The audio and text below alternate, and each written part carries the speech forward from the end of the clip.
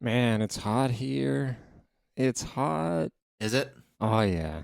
It's hot enough that I am sitting here recording this podcast in my underwear. Well, didn't need to know that. But other people did. So there you go, listeners. No, I'm in other my people didn't need to know that underwear. either.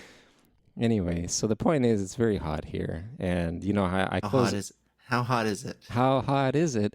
Well, it was 32 earlier, so it's actually a bit cooler than the rest of the week, but it's cooled down, thankfully, by this point. It's 28, I think. 28's not too bad. It's not too bad, but I close off the What are room. you on yeah. Are you on a higher up floor? No, it's only the second floor. It's actually really Second floor is enough though. no, but it's like I'm sure there's people who are way worse off.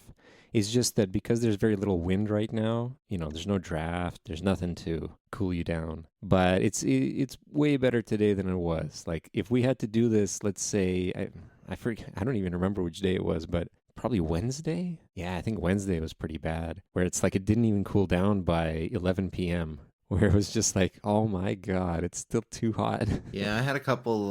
We had a couple nights here a couple weeks ago where the feels like during the day hit 40, Wow. and the nighttime was like 25, 27 degrees, something like That's that. hot, yeah. Even at nighttime. I had to pull the air conditioning into the living room and sleep on the couch to even be able to try to sleep.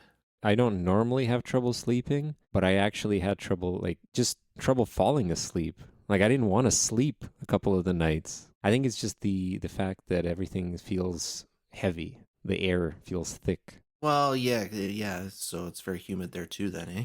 Yeah, I would say so, yeah. It's probably not as humid as the feels like 40, but again, depending on how you keep things, whether they're closed or not. See, the thing is, there's no mosquito nets around Europe usually. It's not a standard thing. Because, in Canada, for anybody who's not in Canada or America, I guess, there's lots of mosquito nets everywhere. The windows all have mosquito nets built in. The patio doors usually have a patio door that's a mosquito net. Here, it's not like that. Here, you don't really get windows with mosquito netting So if on you them. open the window in Portugal, it's just right Bugs, outside. yeah, it's just right outside. Bugs come in. I'll try to close things off when it hits nighttime so that I can turn the lights on without the bugs being attracted. But it's mostly mosquitoes. That's the worst thing, right? Think about it. You got mosquitoes coming in and you're trying to sleep. It's hot, humid, and you got mosquitoes buzzing around. So I always make a point of like, if I see a mosquito, I have to get rid of it by any means necessary. Well, that's global warming for you. It's only going to get hotter. Yeah, well, hopefully I'll be dead by then. I don't think you will. I think this thing is supposed to hit like well in our lifetime. Not reach like deadly levels, but well, yeah, okay, actually yes, it will reach deadly levels, but not, human extinction levels, but it's going to, next 10, 20 years, whatever. Oh, that's way out of my lifetime. That's future Igor's problem. Yeah, well, or dead Igors. Doesn't matter. I don't think you're going to be dead in 10 or 20 years. Oh, come on. That sounds like a challenge to me. Well, you go right on ahead then. That'll be the That's ultimate challenge run. This segues nicely, though, on the talk of global warming, because I was reading this week something that ties into a conversation we had several weeks ago in the last season, which was a cooler season, statistically. But I read that more than 1/3 of the people living in Tuvalu, so this goes back to Tuvalu, Oh, wow. have applied for a landmark climate visa to be able to migrate to Australia. Oh, they're sick of Tuvalu? And the reason for that is that Tuvalu is expecting. So Tuvalu has a population of about 11,000. Tuvalu is expecting to be 60% underwater by 2050. Only 60%? And that, yeah. Well, that's, hold on, where did I? Oh, no, that's their biggest atoll. Oh, okay. I guess still statistically, I guess it depends on how you want to talk about this. But by 2050, they project daily tides will submerge half of their main atoll, which is home to 60% of Tuvalu's residents. So it will displace 60% of the residents in Tuvalu by 2050, predicted. It's going to be the new Atlantis. And that assumes a 1 meter rise in sea levels. But on the other end of the spectrum, which is, the worst case, but still within predictions, it could be double that, which would put 90% of it underwater. Who's going to be left standing? It's like a game show at that point. Yeah, who's going to be the last Tuvaluan? Exactly. Oh, man. Come on. And they're going to televise it on Tuvalu.tv. And Tuvalu is only 6 feet 7 inches above sea level. It's frightening when people live so close to sea level anywhere because flooding can happen even in the most unexpected places. Obviously, if you're an island nation, oh yeah, that's not good. Come on, that's Wind Waker levels of what's going to happen to the people here. Over the last 3 decades, they already had a sea level rise of 6 inches, which is 1.5 times the global average. And they've built 17 acres of artificial land, which they're hoping will mitigate. And they're planning to build more, which they're hoping will mitigate the tides until 2100. See, that is dead us problem. Well, it's not an us problem at all because we're not in Tuvalu. But well, the Netherlands had something similar where I think a good chunk of the Netherlands is under the sea level. And they have I forget what they're called or where they are, but they have a famous engineering marvel that prevents them from being flooded. Oh. It's one of those, I don't know, you could look it up, but yeah, it's a very impressive engineering marvel to be able to sustain their country the way that they are right now. But this wasn't related to like global warming or anything. This is just the fact that it was, I think, I don't know why they were in that position to begin with, but the fact that they are able to. More than half of the Netherlands is below sea level. Yeah, there you go. I remember watching it on a documentary, at least a couple of documentaries, I think, because it seems to be pretty famous as a feat of civil engineering, I think it was. I imagine that's only going to go so far, though. Like, once things start rising so much, they're kind of going to be... They've held up for a long time now. Whether they just lay back and let the water rush in or they come up with something even better. You know, they're industrious people, the Netherlandians. I guess the Dutch, that's the right way of saying it, not the Netherlandians. It looks like they divert their water into a floodplain, which just acts as old rivers, essentially. Okay, cool. Which would still be a very big project to do across the country, which is probably why it's hailed as a floodplain. But it's when you were saying it, I was expecting like big windmills were scooping up the water and well, come on, shooting it into France or something like that. Renewable water, yeah. And then France does something with it there, you know, irrigation perhaps. Yeah. Well, removing the salt and then irrigating with it. You know what I like? I like those ones kind of like in Italy where like everything's on the water. That's all we need to do. We just need to move everything onto the water. Or those more I'm thinking like those hotels that kind of like go right into the water. Venice is already sinking. So I don't think Venice is a good example. That's probably one of the worst places to be because it's like you'd think it would be safe because it was constructed with that in mind, but it's sinking. Well, yeah, but as things rise, I mean, they are static buildings, so you got to make buildings on like flotillas. I would think that's a really good idea, and I don't know why more haven't tried that. Because I'm thinking putting dwellings onto flotillas is probably a huge thing. Oil rigs, right? Those are huge, and they're like building and there are people living there. I don't know. It's feasible. But oil rigs are like drilled into the actual sea, though. They still float, don't they? To the degree that, they're not falling into the sea, I think. But I thought they could just float around. I don't think they just float around. Well, or an aircraft carrier. I mean, an aircraft carrier supports plenty of people. Well, I don't want to live in an aircraft carrier. Do you want to live in an aircraft carrier? You could be like Tom Cruise in Top Gun. Yeah, there you go. Another engineering marvel about lifting things is, I think it was Chicago, where back in, I don't know, the start of the industrial period, one of those times back in the old days where it was still black and white, they lifted the downtown area, all the buildings in the downtown area, by like a meter because I think, again, of like water levels. And they did it while people were still in the area, in the buildings, because they basically used the jacks that you would use to lift a car or something similar. But they did this across the whole downtown area. So now if you go there and you look, you'll see that certain doors are like inaccessible. They're like the half height because now it's lifted such that you can't actually access them correctly. Those are like the old doors that nobody uses anymore. Yeah, I've heard of one situation where they moved a building. Can't remember what it was, a radio station or something like that. They actually moved it while people worked in there. They moved it something like 11 inches a day. That might be it then. That could be. But it was only one building. It wasn't like a whole city. I'm not saying it's the whole city. I mean, Chicago's pretty big, but at least whatever that area is, you would think of as the main central area. And this would have been like, again, maybe 80 years ago, 100 years ago. So it was smaller back then. It was in 1930. It was called the Indiana Bell Building. It was rotated 90 degrees. Rotated. Okay. 600 employees worked there. So they did it well. 600 employees worked. Took a month. Oh, it was 15 inches per hour is how fast it moved. Did they only rotate it or did they... They rotated it so that they could make more space on the plot or something like that. So it was it was fixed in the center, but they twirled it around. Because I don't know what it means by it moved 15 inches. Rotationally? I'll give you this because it actually has the video of it. It actually has the time lapse. I can't believe they had video back then. That's so smooth. Well, yeah. Yeah. Yeah, I think the whole 3-second video is about 4 frames. Yeah. Hey, you got to start somewhere. Well, that's neat. Yeah. It is a rotation. They had to move it very slowly because they had to work with the electric and the plumbing lines, right? Those are the biggest obstacles. They're rotating while the plumber's trying to build the pipes like in BioShock. Oh, before the water goes through. That's how it is. And there was no interruption in gas, electricity, heat, water, sewage, or telephone service. So they were moving lines as they went. That's very impressive. The things people were doing back in the old days. And look at us now scrolling TikTok all day. The thing is, you don't see them doing that. You don't see them doing that these days. Because people will be like, oh, regulations and da-da-da-da-da. Some of it is regulations. Some of it is just nobody talks about that stuff. It's not as impressive maybe because it happens so often. Yeah. Because there's plenty of good engineering feats. It's just they're not as publicized. It's not clickbaity enough.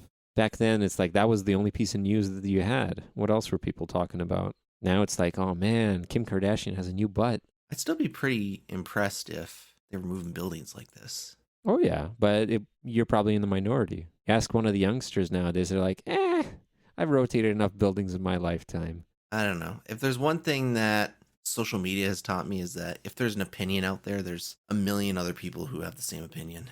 But it's not a billion. They're looking for that sweet spot of a billion. Everybody has an opinion about certain things, but only millions of people have opinions about more interesting things. Yeah, millions are enough. You got to start your own newspaper or media outlet. I don't think I have to do that. Aggregate all the amazing things you see. That could be a new TikTok channel. That's literally called Reddit. No. That's literally called Reddit. Reddit is a cesspool, I think. If you extract all the good stuff from it, if you can't brave it. You cannot have a social media platform that's driven by the public and get rid of all of the bad. You just No. But that's what I'm saying. You brave the deep of Reddit. You extract all the good stuff every week, and you post it on a new TikTok channel or a YouTube channel. Yeah, but the thing is that you're never going to... The reason, things like Reddit work so well is because there's literally millions upon millions of people who are, finding this stuff and posting it and talking about it. One person can't mimic that to a satisfactory degree. That's what makes Reddit. And then once you start incorporating those people, you're obviously going to pull the conspiracy nuts and the far right or the far left and all the bad people, the racists, etc. You just can't do it. It's impossible. It's impossible to control the narrative to that degree. So you just got to live with it. So Reddit is what we got. Ignore the bad people. I do very bad with that, and I get banned from subreddit sometimes. But, you guys do as I say and not as I do. And then you find out these juicy little tidbits. Like Tuvalu's going to die, and they moved a building. A long time ago. Tuvalu's going to die in almost as many years as a long time ago they moved a building. What else do we have today? All I had was the fact that it's very hot. So it's hard to think when it's hot. Oh, what happened during the fireworks? Because it seems like you posted a video, non-gaming related, where something was happening in your neighborhood. That's true. It's very rare for me to post non-gaming videos. So anyways, on Thursday, the electric company was out here doing something in the sewer. I don't know what. We had a power outage last Sunday. I guess some transformers blew in the city. So I don't know if it was really related to that or not. They were out here on Thursday doing road work, stuff in the sewer. They were right in front of my house. Stupid. I couldn't even get out to go to work. I had to work from home, which is fine. I like working from home.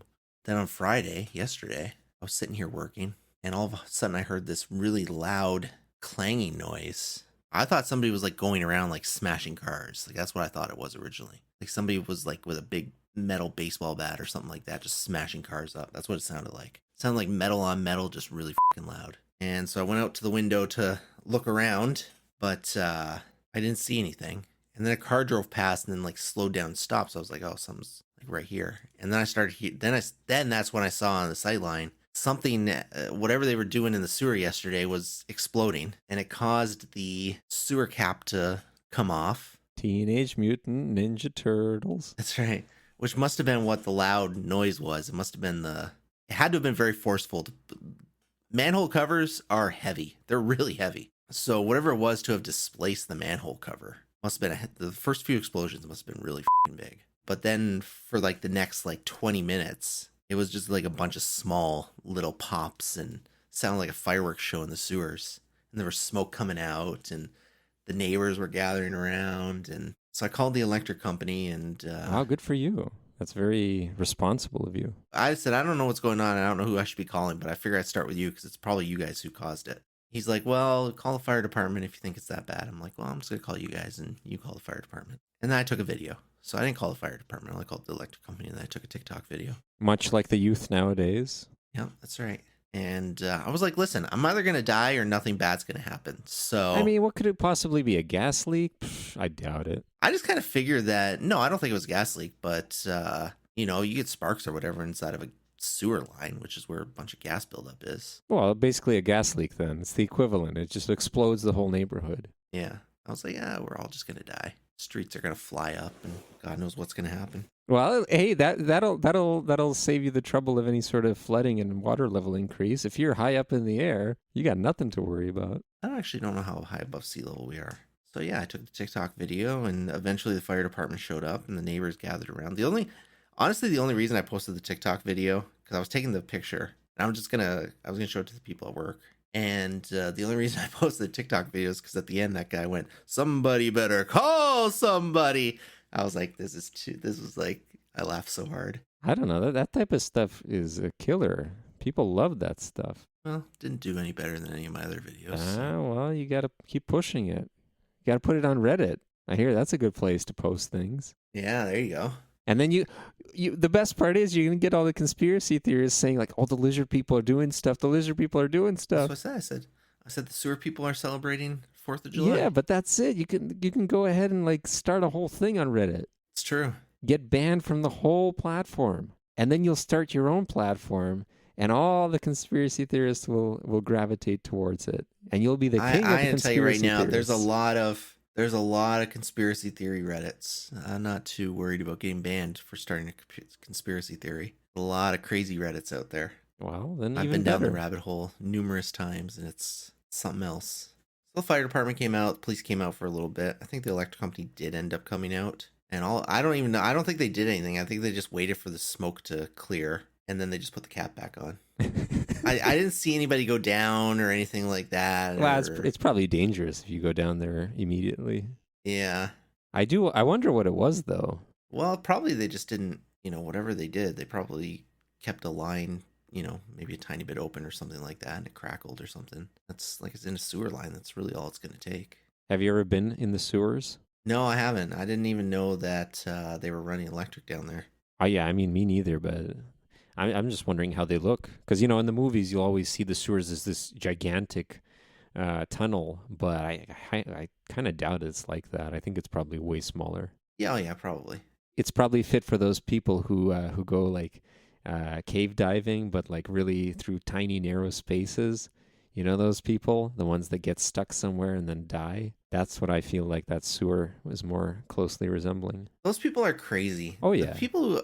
I see videos of that sometimes, and, there was one really famous one. It was called the Putty Cave, I think it was called, or Nutty Putty Cave, something like that. Where somebody actually went in, actually got stuck, and they couldn't get him out, so he ended up just having to die in there.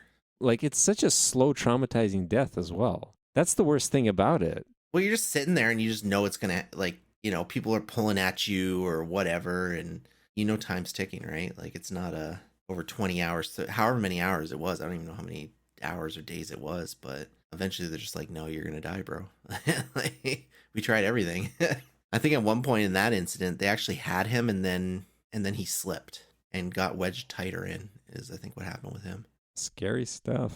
I can't imagine, like, whatever goes on in the brains of those people is just so wild, because I don't know how you can look at, and I've seen videos of people like going through it and what they have to do, and they're like, oh, you gotta inhale really deep, and then that's when you like inch, right? Because that's when your gut kind of goes in and all that. That's when you like inch, like maybe take an inch, and then you stop, and then you do it again. And I'm like, no, if I have to do that, it's because somebody put me in that situation, not because I put myself in that situation. I'm not doing anything where the only time I can move is when I inhale. Like, You gotta remember to inhale, everybody. oh man. I would take, like, if somebody put a gun to my head and said, do one of these two things, I would take skydiving. No, shoot me. I would take skydiving over that any day. Skydiving. Oh, I would. Pretty I much actually anything. do want to go skydiving. Yeah. Well, there you go. But I it think pretty much skydiving is relatively. I don't want to say it's safe. You're jumping out of a plane. it's made as safe as it can be. There's no, like, with this cave diving stuff, there's no regulations on it. There's no training. Like, you just go in Just there. people who go, there's a hole, I'm going in there. I'm gonna Like, jump right in there. yeah. Yeah. Oh, it's too narrow for a normal human being. Time to inhale. Like, Time to shave some skin off. Where's my rasp? or like wing diving, base jumping, things like those. Like things where it's just like, let's put a friggin' blanket on our back and just glide through. Like there was a wing diving death, like, I don't know, 2 weeks ago or something. I hear about them every once in a while. There's probably been a lot more. And I'm just like, this has to be the like, again, skydiving is fine. There's tons of regulations around it. You get the parachutes. Like they give you a ton of safety equipment. People still die. But like wing diving is like, no, let's go out there with a suit that has literal flaps, and we're going to glide through the air and then slow ourselves down enough to land. It's like a squirrel. Come on, wouldn't you want to be like a squirrel? Humans are not squirrels. Yeah, but they could be. No, they can't. They could be. At least I would argue that, again, between the cave diving, there's got to be a word for that one where it's like you go, because there's regular cave diving where you just go into a cave, a nice spacious cave, and then you come out and you don't try to force yourself into tight, narrow corners and spaces. If it was the tight, narrow corners and spaces type of cave diving, I would still take like wing diving and other stuff. Anything in the open air, like it's going to be a quick, painless, well, I don't know how painless it is, but it's going to be a quick death if you mess up. Still, I view them still two sides of the same coin. Like you have to be crazy to do that kind of stuff. Well, a lot of the people who do that it's like they get a rush. That's how they get off. Or the ones who go like really high up on stuff, and you ever see those videos? They go way high up on stuff and they'll like purposely hang off of it for a quick video. I'll be like, why are you doing it? And again, I've heard of deaths like that. Oh, popular so-and-so. I said, well. Well, that's why he was popular. They did it, right? They plummeted to his death, yeah. Somebody's got to do it. Somebody's got to go up to those high places. Just and like some people have to go into the tight video. Places. I can't understand. There has to be better ways to get her. Go do some fucking cocaine or something, dude. That's the thing. That's why they got to make cocaine and other hard drugs legal, because that would stop a lot of these senseless deaths. People just get high on heroin instead of doing the tight, narrow spaces cave diving. I would, if I was in a position of power, I would absolutely say, please stop the cave diving. Take the heroin instead. We provided for you. It's true. I just can't imagine what goes through those. To me, it's like the best example of people thinking differently. But that's a good thing, right? You know Thinking I mean? differently is a good thing a lot of times. But yeah, in this case, it's detrimental to their health. You got to hire one of those people, right? Those cave divers, you got to take them out of their element and say, like, please stop doing that. Use your talents for something good. Dive into this work report and figure something out for us. I tell you right now, anybody who's going into those little caves isn't somebody who's going to sit at a desk doing Excel spreadsheets. Come on, like, why not? They can dive right in. Maybe they could dive into right the in, nitty gritty, yeah, the narrowest part of Excel. I'm thinking the part of their brain with common sense is switched off. So, is there a video game that simulates this? inching through a cave? Yeah, I'm being serious. I bet you could find something on like and Itch.io. then you have to do, it's like co-op. You remember co-op, right? Where you gotta like hit the certain keys to be able to move. This would be the exact same thing. Hit the certain keys to inhale at the right time to be able to squeeze through this tight narrow passage. And then you would be given certain, like, you can go different routes, but certain routes would be maybe even impossible to get through, or you'd be unable to get back out. That's the other thing with those things too, is because where they go through, right? They don't know what's in there. What if they hit a dead end? What if they're in that little thing and they hit a dead end? Like, Well, I think you always have to be able to come back the way you came, like as in backwards. It's like going on a ladder, right? Like it's always easier to go up when you're climbing than to go down because people think differently when they're trying to go down. Whereas if you reposition yourself and you like place yourself in the same way that you were as you were going up and then go down that way, I would say it's a little bit easier, and maybe that's what they do. I mean, I guess that's true. Again, if you're in there and you're that tightly wedged, how do you know if you're going to be able to go backwards? You don't. That's part of the adrenaline rush. Oh, there's a part of it that's like admirable that they have that part of their brain shut off, I guess. I don't even know what you want to call it. And that's the interesting thing. So some people, there's a famous free solo climber, and these are the type of people who don't use any That's ropes. another stupid one. Well, fair enough. But this guy, the reason why he's able to do this without any sort of fear is because that part of his brain actually is like inoperable. It doesn't work at all. That sense of, I forget what it is. It's like maybe the amygdala, but it's such that he doesn't have any sort of response to fear. But he doesn't do it stupidly. He doesn't like dive into it without any sort of preparation. He'll spend like years climbing the thing with ropes until he really gets it. That's not as bad then. Yeah, it's like he's one of the good ones. That's probably why he's still alive, because there's so many others who have died since. But in his case, the reason why he's able to do it without any sort of panic and very calm and collected is because, he doesn't have that fear response. So maybe some of these people don't either. Because I don't know how you wouldn't panic in such a situation. Like, God forbid you're claustrophobic and you try to do one of those narrow spaces diving. Yeah, I just don't know, man. As much as I admire them, which is not very much, but enough, there's a reason there's Darwin Awards. Do they get added to those? Usually Darwin Awards you always look at people who are just doing something really stupid, just day-to-day people. That is really stupid. No, what do you mean? Like, just like day-to-day people doing something really stupid. This is more of like let's call it an extreme sport death. Let me see if he got a Darwin. I'm going to find out if the Nutty Putty Cave got a Darwin Award. Yep, in 2009. All right, well, there we go. But hey, so he's now famous. Come on, isn't that something, right? He live on forever. Not literally, but, But figuratively, because figuratively, if you live on forever figuratively, you can be immortal. Here's my question. So he died in the cave, right? They never pulled him out. They just sealed the cave off. Why'd they seal the cave off? What's the point?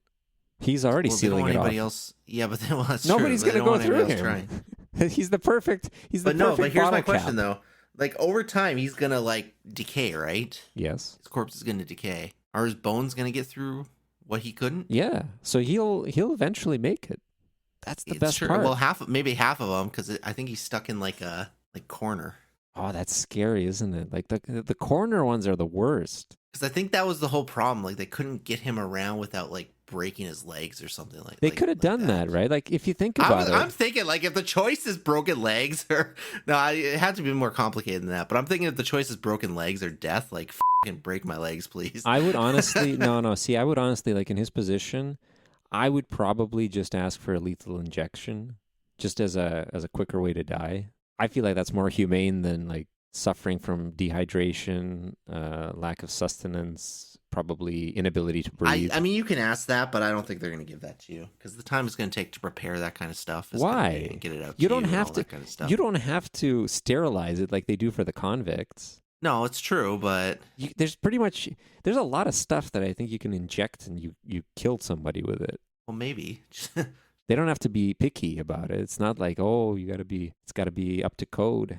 You know why they sterilize the needle for lethal injections? It's so that if the convict doesn't die, they can't sue for like, what if they get an infection or something from the injection? Well, on the note of craziness, let's talk about the craziest elephant that ever lived. Oh yeah, Dumbo. We watched Dumbo from 1941. The shortest movie yet. Probably the shortest movie I've seen yet. What was it? It was an hour and 1 minute or something like that, or maybe an hour 10 with credits, I guess. Right? Definitely one of the shortest I've seen.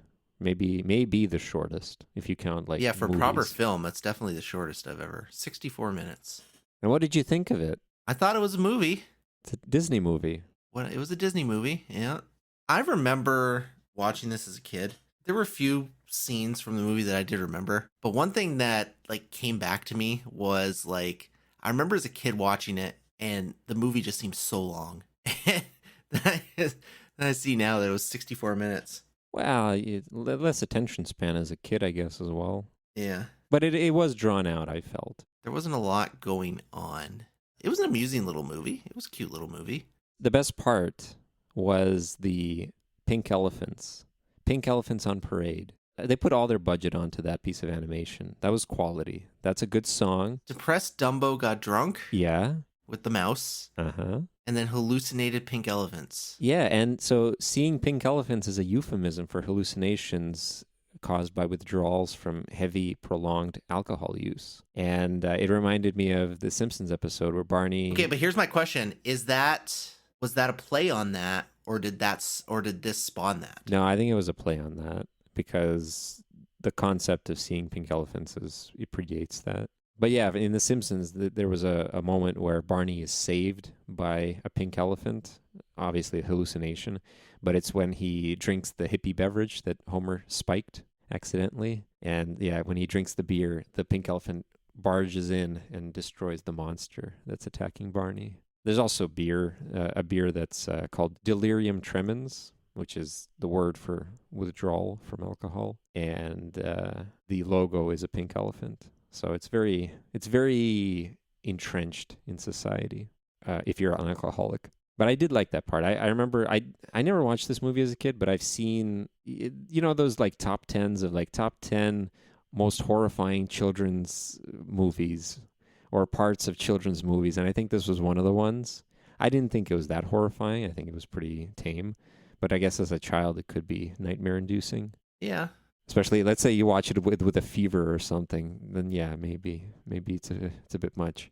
I thought it was good, though. I thought that part was good. The other part I'll say along those lines is, so Dumbo learns to fly after he drinks that champagne and they end up in a tree. But what I found funny was they're flying with the birds, and then the birds land on the power lines. And you know how birds are. They'll land on one of the power lines, one of the 4 or 5 or however many there are. And they're fine because power lines, if you land on only one of them, you're fine.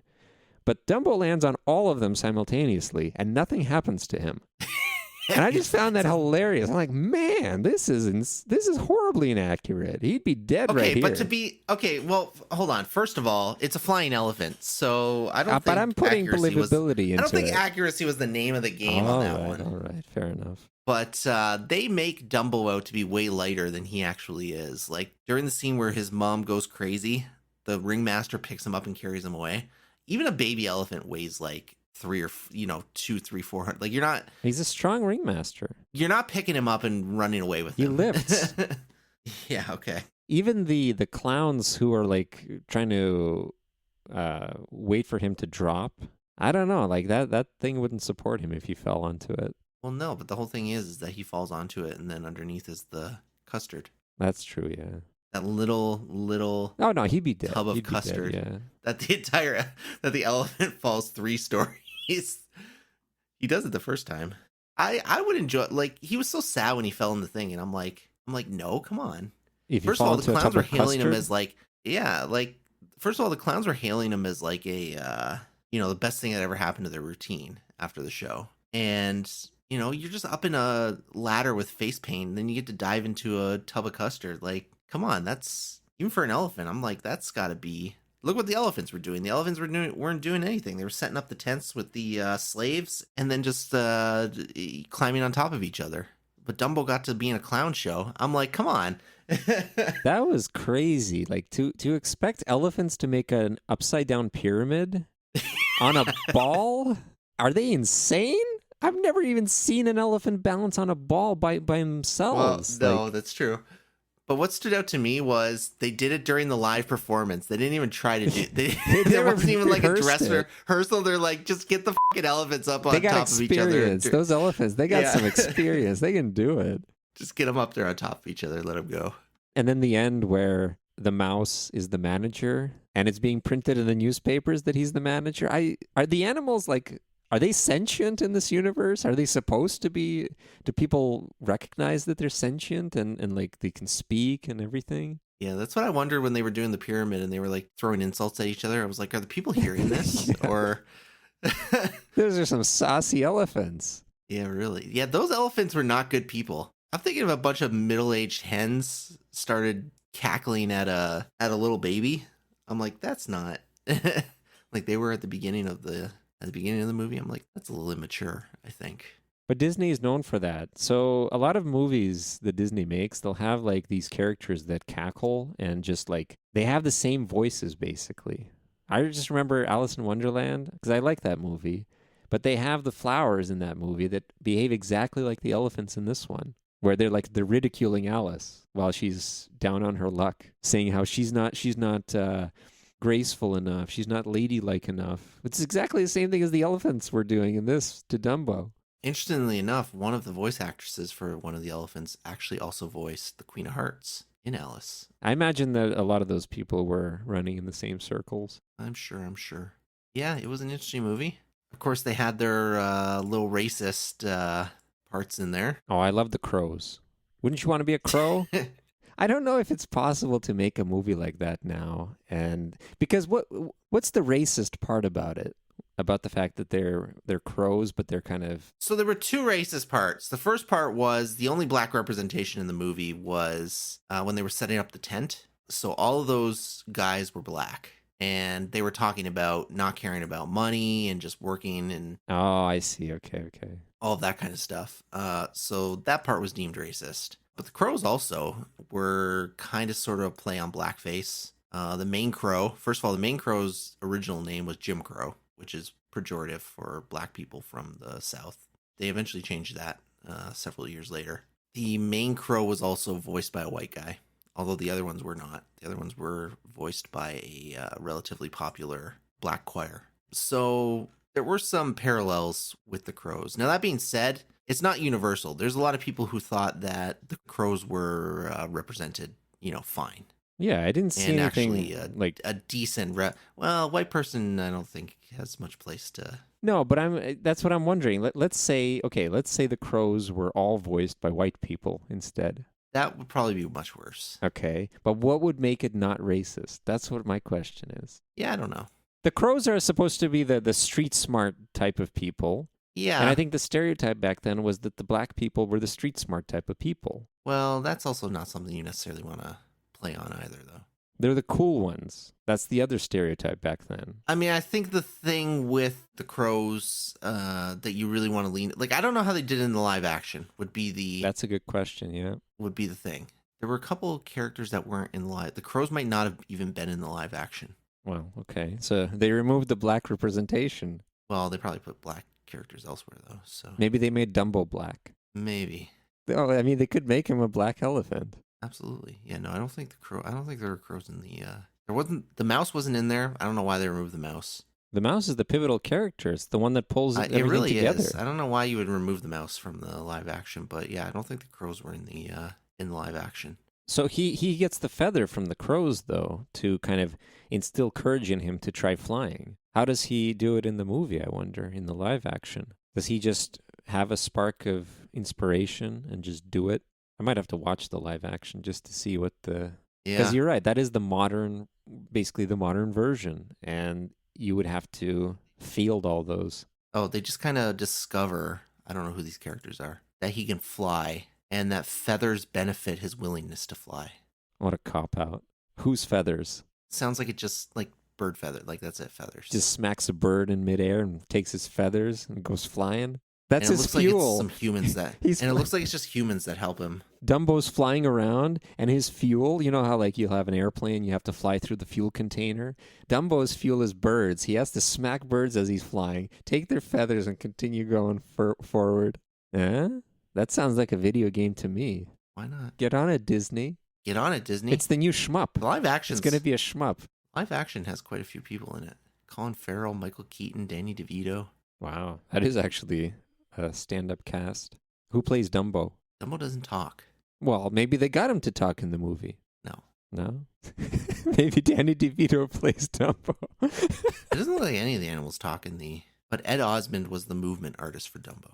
Oh, so this was actually like a puppet. It wasn't animated. I mean, even when they do animated stuff, motion when they capture? mix it with real, Right, they usually have somebody in a suit that... Yeah, you're right. But yeah, it looks like they took a lot of the animals out of this and focused more on the humans.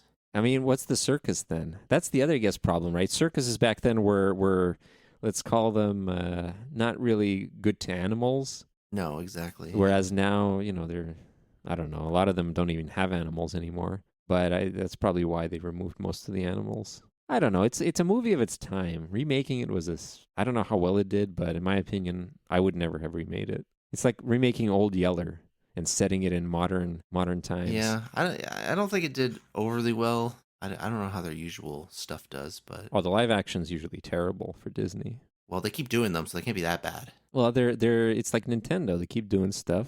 Yeah, but Nintendo keeps hitting gold time after time after Not time. time after time after time. They hit it once and then they'll have a bunch of crap. And then they'll hit it again to make up for it. That's not really true though. That's not if you can't. You definitely cannot name one bad, like ignoring like their weird little side things like arms or whatever. You definitely can't name like one bad Switch game. Like there wasn't a bad Switch Mario, there wasn't a bad Switch Zelda, there wasn't a bad Switch Donkey Kong. It's all gold? Wow, that's impressive. Good for Nintendo. They deserve to charge $150 for a game. Shut up. We're not going there today.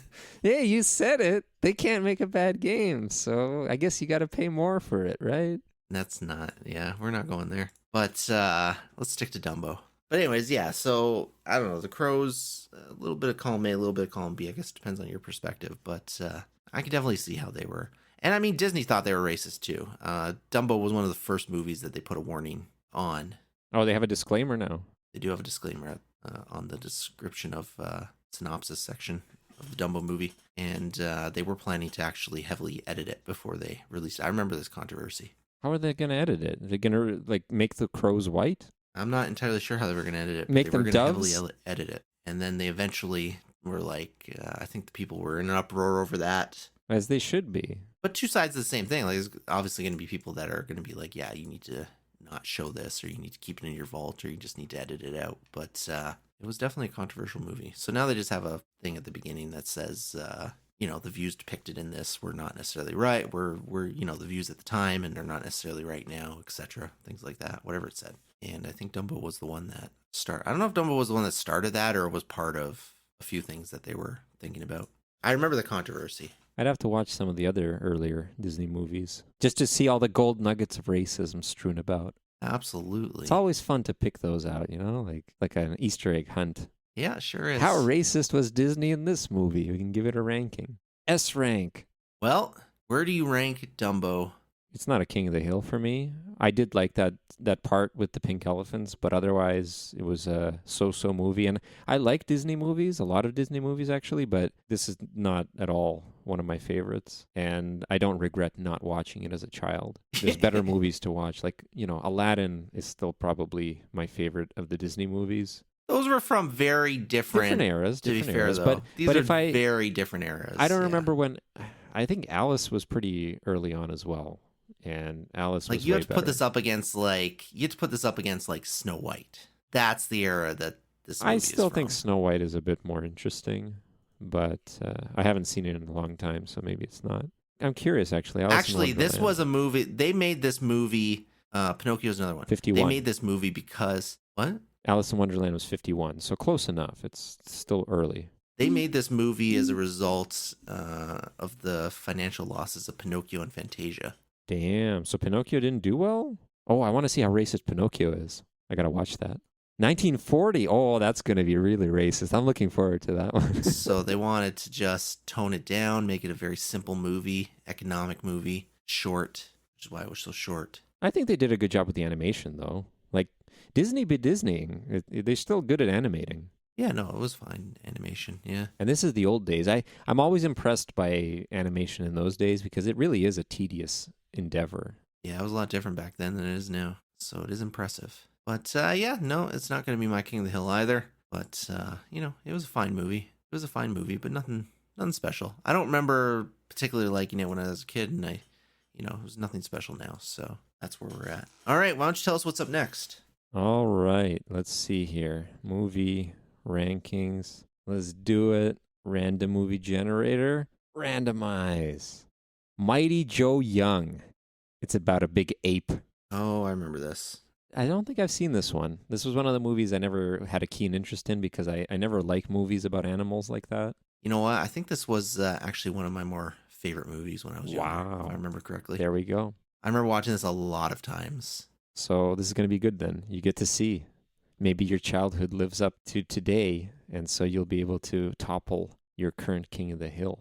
Oh, Charlize Theron. Okay. So she's the lead It's pretty much just King Kong, but not King Kong. because he's small. Yeah, they find an ape in the jungle and they bring him into the city, and hilarity ensues. I guess not hilarity. It's not technically a. It's a kids and family movie. It is, but it's not comedy. Oh, It's yeah, not it a comedy is. movie though. No, it's not. It's absolutely a comedy movie. It says here. It's not a comedy movie. It's an epic adventure film. Yeah, but those are comedies. It's like Uncharted. Well, no. Uncharted is funny because No, it's a comedy. Look it up. It's a comedy. what's his name's Mark Wahlberg is a comedian, and Tom Holland is just naturally funny. He's one of the funniest people in the world. that was actually Tom Holland's last movie. He hasn't done a movie since Uncharted. It was a failure. I guess, right? It literally ruined his career. I don't know. He's a stay-at-home dad now, probably. He doesn't have a kid. I thought he had a kid already. No. But yeah, you know what? This will be a fun movie to watch. It's been a long time. Bill Paxton, Charlize Theron. It's funny. It's another Disney movie.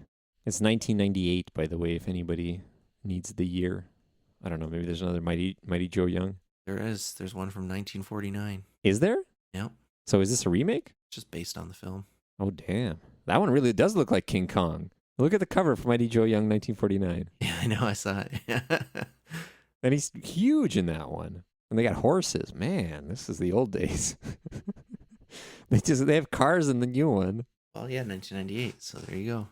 This will be a fun movie. Reliving some childhood stuff. All right, why don't you tell us what your word of the fortnight is?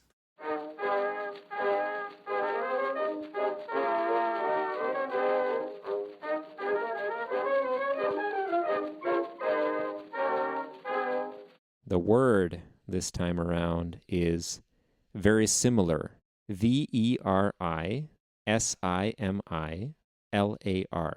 It's an adjective, and it means having the appearance of truth and depicting realism as in art or literature. And I actually got this word from the word verisimilitude, which is the quality of being very similar, and it appears in Clair Obscur. So another video game, not Genshin Impact this time. No Genshin Impact. Oh, man, oh, man. I don't know. I just found this word funny because it just sounds like very similar, but it's spelt differently. Well, there you go. Very similar. Did you use it in a sentence? No, I didn't. I couldn't come up with one before the podcast. For shame. It's too hot. I couldn't think of it. Like I was trying to think You're of a joke. forsaking your roots. I was trying to think of a joke with Just the two stick words. your head in the fridge. Very similar, but I couldn't think of anything good. I don't really know exactly how to use it well. Oh, It seems very specific to like art more than anything. I could see how it's an artistic term. It's like a lot of video games these days are very similar. On that note, we're gonna learn some more Pokemon sounds today. We're doing it at the end this time to not torture our avid listeners. Do do do do do do do do do do do do do do do do. Last season, we did a tournament of Pokemon cries, legendary Pokemon cries. And this season, we're going through that list. We didn't know who those Pokemon cries belonged to. This season, we are finding out. So we're at number 8 between 61 and 68. And this one's 68 1, but here is 61. 61 is Ho-Oh, and this is what he sounds like. Yeah, it's an early Pokemon. It's a boring sound. I remember saying early on in the thing that an early Pokemon was not going to win. Yeah, but even just this one, it's like there's some that are probably better than others. This one's kind of really dull for an early one as well. Yeah, just kind of goes right into it, and that's it. It's not majestic or graceful like you would think it is from seeing Ho-Oh in the first episode of Pokemon. That is true. Ho-Oh was in the first episode of Pokemon as an unknown bird, and everybody was speculating about what it was because Ho-Oh is a Generation 2 Pokemon. So for it to be in Gen 1, at the start of Gen 1, was something completely astounding. That was foreshadowing right there. It was foreshadowing. Everybody was like, oh, it's a Spearow or whatever. And A Spearow? No, a Fearow at least. yeah, Fearow. I watched episode 1 not that long ago. And I gotta say, his design is a lot different than what it ended up being. Ash just doesn't have good eyesight. Is that where we're seeing everything through Ash's eyesight? Yes. Aren't we? Well, no, because we see Ash. So how do we see it through his eyesight if we see him? Because this man has a split personality. He's got some skeletons in the head. That's true. Like he got killed by Goa. Why did he killed by what's his name, Goa? I don't remember what his name is. But he got killed by him. Why do you think that is? Because Ash was starting to turn. Finally, he was starting to turn. His demons caught up with him, and he couldn't suppress them anymore. So he had to be put out of his misery, Yes. and then everything else is a fever dream. Absolutely. I wonder how the new episodes are doing. They're probably excellent. Now that they're not Ash, I wonder how they're doing compared to the Ash days. Probably better than ever. I don't think that's true. Is it a female protagonist? I think it's one of each. I think they're doing two. Now you got everything then. You got something that appeals to both sides. But still, there was a thing about Ash, right? Yeah, but that thing was the demons inside his head. People were hypnotized by him. Just look at him in the first episode. His eyes, you can see in his eyes how demonic he is, really. No. If you watch that show with some sort of demonic music playing in the background, you'll understand what I mean. Yeah, go watch it with demonic music in the background. The whole Pokemon series, from start to finish, just put on repeat the most demonic soundtrack you can think of and play it at the same volume level as the show, and you will understand. That's what we're missing. That's a demon Pokemon. Yeah. No. Only Ash is a demon. Every Pokemon is saintly. Speaking of Pokemon, if you do want to watch the first movie again, the Pokemon Channel has it available for free right now. Is it the remaster of it, like the remake, or the original? Oh, I don't know. I didn't know there was a remake. The remake is in 3D, full 3D. Oh, I don't think it's the remake. I think it's the original. I was going to actually watch the two of them side by side at some point and compare What do you them. mean it's in full 3D? How is it in full 3D? It's 3D rendered. They never do Pokemon in 3D. But that's what it is. Look it up. It's not called Mewtwo Returns or whatever it is. Or no, maybe it is called Mewtwo Returns. It has a slightly different subtitle than the original, but it is the same exact story. You know, it starts with Mew and everything. So it's even all the 3D. characters everything are in 3D? Everything. First one's just called Pokemon the first movie. But then, no, but the subtitle is Mewtwo Strikes Back. I believe. Oh, that's it. That was the original subtitle. And then this new one, I forget what it is, but it's slightly different. A full CGI remake of the movie titled Pokemon Mewtwo Strikes Back Evolution. I didn't know they did a 3D Pokemon movie. It looks horrible. Those are strong words. No, it really does look bad. How did you feel about Detective Pikachu? Did you think that one looked bad? I never watched Detective Pikachu. Oh, you gotta watch it. Detective Pikachu's gold. Just pure gold. Detective Pikachu, though, is like, it's real. Like, it's not CGI. It's not I get this it. style. I get it, but I'm just... It's real. So that's fine. I like that. But I'm not even talking about that. I'm talking about the main characters. Oh, I see. Well, you know, it's through Ash's I'm talking viewpoint. about Ash Brock so again, you're... Ash Brock. It's supposed to look like garbage. He's got bad eyesight. And in this movie, he's getting on in years. So this is old Ash. Well, technically, he just looks young. And everybody else looks young to him because he has this problem in his head. He thinks of everybody as a youngin' because he's sick. You know, we're supposed to be talking about the Pokemon, not... I know, but it's the show. Ash. He's taking over. We have to exercise him. All right, let's get back to the Pokemon. What was the second one? Ho-Oh. Ho-Oh, we're done with Ho-Oh. Ho-Oh is boring. Let's go to the next one. Why do you say Ho-Oh is boring? Ho-Oh is a great Pokemon. When I know a Pokemon, then I don't actually care about knowing more about it. Well, no, that's when you have to talk more about it. Oh, okay. I don't actually know anything We're about doing Ho-Oh. a podcast. We're doing a podcast for the people. This isn't about what you're interested in. Oh, really? No. This is about informing the people. About a legendary fire and flying type Pokemon? Yes. All right. It is a nice, pretty looking Pokemon, though. I gotta say, like, Ho-Oh is one of the better looking Pokemon. Actually, so Ho-Oh, so we always talk about the pairs of the legendaries. Ho-Oh is the pair with Lugia. I actually like Lugia more than Ho-Oh. Do you? I don't like Lugia that much. I like how Ho-Oh looks like a chicken. He does look like a chicken. That's the best part about it. He's got A really, rainbow. really beautiful feathers. A rainbow chicken. With just a chicken demeanor. I think Ho-Oh makes more sense in the context of the game, I think, than Lugia, right? With the burned down bell tower and all that kind of stuff. Doesn't make as much sense with, like, that lore makes more sense than what, I don't even know what Lugia's lore is. I don't think they were just replacing them one for one. I don't know what Lugia's lore was, but I remember Ho-Oh was better than Lugia, but I like Lugia's design more. Because it wasn't, like, normal. I like you always say, like, you like the normal ones, right? I don't like the normal ones. Well, what do you mean normal ones? Well, the ones that, like, I remember you saying, like, before, like, that's why you like Gen 1 is, like, a normal turtle or a normal seal or a normal Magmar. I do like Magmar. Come on, who wouldn't want to have an ass on their head? Well, a duck thing. That's not a duck thing. It's an ass. Magmar is absolutely Just a big ass with a body on it. Right. I don't think that's what it is. But oh man, that's Magmar irrelevant. was good in That's the irrelevant. show. It's irrelevant. Remember those days? That was a good episode. He beat Charizard, no problem. And then Ash had to make a bond with Charizard finally. Magmar is better than Charizard. That is true. That was a kick-ass episode. Kick-ass I don't couple like episodes. Charizard. Charizard's a dick. I don't like the attention Pokemon Company gives to Charizard. But, yeah, so that's Ho-Oh. Anyways, Ho-Oh went up against the Pokemon that beat Ho-Oh is number 68. Let's listen to it. Oh, yeah, this one's loud. Loud and proud. Kyogre. And that one belongs to Kyogre. It's a whale. It's a flying whale. Flying whale. And he's not really a flying whale, though. There's no depiction of him actually flying. Well, he's got wings. Well, no, those are just his fins. Fins, wings. It's the same thing. Every time you see Kyogre in the game, I don't know how it is in, the anime or movies or whatever, but every time you see Kyogre in the game, he is, in fact, in water. I think he's dead in the anime.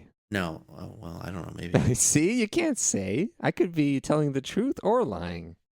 Ash killed him. You're usually Ash harpooned defaults. him. No. And then they had to remove. No. That was one of the banned episodes because they don't allow whaling anymore. So Kyogre is from Ruby Sapphire.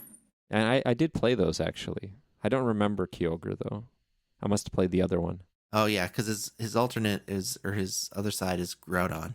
So the whole thing was land versus water, land versus sea. The two bad groups, like the Team Rocket groups, were Team Magma and Team Aqua. Yeah, I remember that. That was classy. Yeah, so Team Magma was trying to revive Groudon, and Team Aqua was trying to revive Kyogre. And Team Aqua was more like pirates, so they were trying to make the world all water or all land.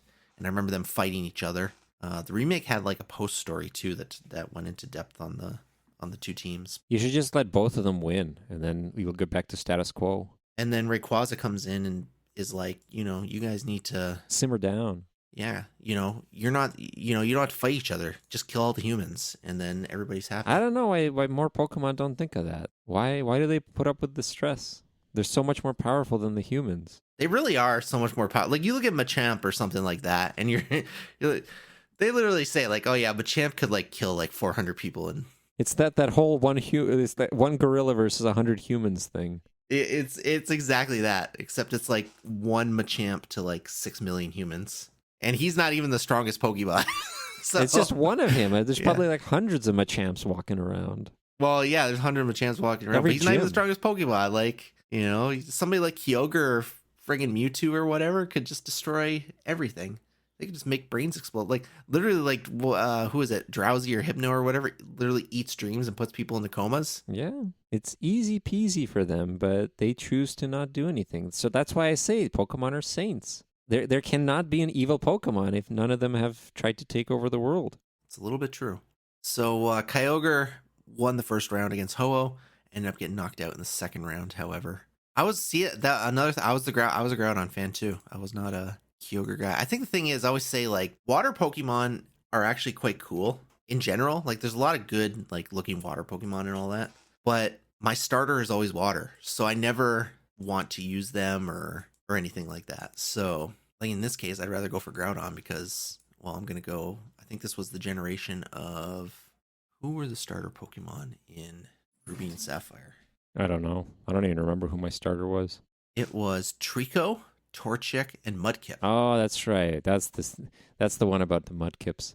No, I think I had Torchic perhaps. Did you? Yeah, because I thought it was cute. And I like chickens, I guess. I don't like his final form though. I like Torchic, it's cool, but I don't like You don't his like final form. Blaziken? No. Come on, it's like a humanoid chicken. Who wouldn't want that? It is, which is even weirder. Who wouldn't want a humanoid chicken? Who wouldn't want a humanoid chicken that can kick your face off? Yeah. Oh, I think no, I definitely did choose Blaziken or Torchic because I distinctly remember him using a lot of kicks. Yeah, he does. He's I think he ends up firefighting, I believe is what he ends up as. Yeah, well, not a big fan of him. Same with Trico. Trico turns into like some fat bipedal tree lizard thing. Let me see. I want to see. Septile. Oh yeah. Okay. It's not a fat one though. Hold on. Well, he's got a little bit. He's got a bit of a gut. No, he's got a gut. That's his thighs. It's like that pouch. Remember we talked about how like it's thighs. It's you a know skinny. What a thigh is? It's a skinny person. No, it's like a skinny person who has a little pouch. And that's all their fat. That's what it is. That's what Sceptile is. But he does look, yeah, he looks so smug. He looks like a dope. But Mudkip evolves into Swampert, which is a badass Pokemon. So I'm all about that Mudkip. Yeah, so I always use the water Pokemon. So like in this one, it was like, oh, I need to go after Groudon, not Kyogre. But so that was where my vote always went. Anyways, number 9, round 9 was between 36 and 93. 93 was the loser. 93 was the loser, and this is what he sounded like. And that belongs to Reggie Gigas. Looks like a stoplight. He does look like a stoplight, actually. We had another Reggie Pokemon last time. So the Reggies are like the Eevees, right? But like golems, there's like a bunch of different ones. Reggie Gigas is a normal type. Remember I said like, oh, I thought they all formed into one thing? I think this is the one I thought they all formed into, but it's not. He's just the leader of them. Which is weird. Yeah. He's the creator of the legendary giants, which are the other Reggie Pokemon. So you can evolve into Regigigas or one of those other ones? No, he doesn't. He's just his own he's just his own separate thing. I thought they like combined into him or something like that, or evolved into him or something like that. But he doesn't. He's just the boss. I usually find normal Pokemon are boring. Yeah, normal Pokemon really are boring. But I guess they do have uses. They're strong against like fighting or something, right? Something like that. Ability, slow start, gender unknown, no eggs discovered. It's like it's leveling rate slow. It's like this is the worst type of Slowpoke. At least Slowpoke is cute. What's the slow start ability? I don't know. I'm just reading the fact that there's a lot of temporarily halves slow. Attacks and speed. Yeah, but of course he has no gender and no eggs, obviously. What? Well, how do they reproduce? Well, he's just one. He's just there. I like how it still says here hatch time 120 cycles, but then it says egg not obtainable. But if there was one, it would be 120 cycles. That's right. So he's from Diamond and Pearl. Okay, here's how so this is why I thought he like formed in them. You actually need the other, there's only 3 at the time, and now there's like 5 or 6. But in Diamond and Pearl, you needed the other 3 Reggie Pokemon in your party to get this one. That's why I thought they turned into him. But it's just a condition to get him. We should have made a bonus Reggie Fils-Aimé. That would have been good. I bet you there's a meme out there of that. He'd be the real leader. Reggie Gigas lost in round 9 to 36. Who sounds like this? And that belongs to Cosmog. Oh, this one actually fits the sound. That one actually, yeah, you're actually right. Tell me, because I've never seen this Pokemon either. I mean, I didn't see Regigigas. I had something to say about the appearance. This one, I have no idea what this is supposed to be. So this is just like so this is from Sun and Moon, and Sun and Moon were really like messed up kind of legendary Pokemon. We talked about this last time. This is like a precursor to that because he's just like literally a galaxy, right? It's a nebula Pokemon apparently. Which I guess kind of fits in with, Sun and Moon, right? They exist in the universe. So here's like this little universe Pokemon. Does he have his own Sun and Moon? Maybe. That's what his eyes are. This is one of these legendaries that pisses me off because apparently he evolves into Cosmoem. He evolves, yes. Is that also a legendary? Yes. And the things that one evolves into are also legendaries? Solgaleo and Lunala. Yes, they're also legendary. It's just so weird to me that you have these legendaries that aren't really the final form. He's actually like a story creature. Like he comes around in the story and like not works with you, but like guides you at certain points. Yeah, you're right. It's weird that he evolves. But I think also, like I said, I think it's tied to the fact that because the actual title legendaries, we've talked about it before, like Ho-Lugia, Groudon, Kyogre, whatever. The actual legendaries are for this entry are Solgaleo and Lunala. Oh, so you evolve into them. Yes. But anyways, in terms of the story, like I get why you don't like it, and I kind of agree a legendary shouldn't evolve. But in terms of the actual story, it kind of makes sense because you're seeing him as like I say, he's guiding you. I don't remember the full thing. Sun and Moon were not particularly. Sun and Moon were so story heavy. Like they were easily the most story heavy Pokemon games. And Pokemon's story is not good. But so I don't remember the whole thing, but it like guides you a little bit. And then when it needs to evolve, it eventually does evolve or whatever. So it kind of sort of makes sense that it does evolve.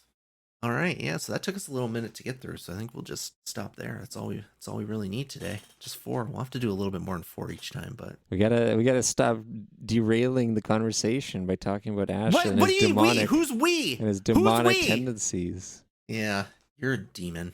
No, come on. Would a demon be sitting here in his underwear recording a podcast for all the people out there? The demon would tell people that they are. Ah, no, they wouldn't. Because otherwise, there's no harm, no foul. Yeah, but I want to let people know. I think everybody is privy. Do you know how many streams I've done in my underwear? And I've never told anybody. Have you done a lot of streams in your underwear? That's great. Congrats. But I wear a shirt. Oh, that's not right. Why would you do that? That makes no sense. I feel like a lot of streamers probably stream pantless. I don't know. It's something liberating about it. You turn the camera. I guess that's why you have to wear a shirt, just in case the camera does go on. Well, I have my camera on. It's not just in case. My camera is always on. It's not during those times where you... I take it off when there's cutscenes, so I don't need the camera. This 3-minute cutscene, I'm just going to whip my shirt off. Why not? For the thrill of it. Spin it around above your head. Woo-wee! That's a mighty good cutscene. That's how we do it. Anyways, from DJD and Underwear Raji, Underwear Igor. Ciao!